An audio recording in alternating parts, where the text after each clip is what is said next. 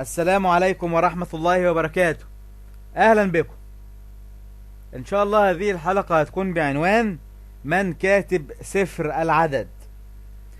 في المدخل إلى سفر العدد للآباء اليسوعيين صفحة 279 يقول النص: إن معظم النصوص المجموعة في سفر العدد تختص بالفترة التي أقام فيها إسرائيل في البراري المحيطة بفلسطين من الجنوب ومن الجنوب الشرقي، فمن العسير على المؤرخ فمن العسير على المؤرخ فمن العسير على المؤرخ أن يدرج ما حدث في هذه الفترة.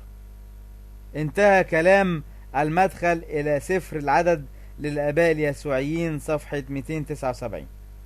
يبقى النص اللي موجود في هذا الكتاب المدخل إلى سفر العدد للآباء اليسوعيين بيدمر أحلام النصارى أن هذا الكتاب كتب بوحي أو بإلهام من الله. ليه؟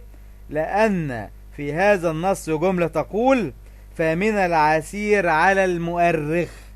فمن العسير على المؤرخ، يعني كاتب سفر العدد مؤرخ، واحد عاش فترة معينة أو جمع كلام معين من أشخاص أو استقى معلوماته بأي شكل من الأشكال وبعدين كتبها، ثم أطلق على هذا الكلام سفر مقدس وبدأ يتعبد به اليهود والنصارى.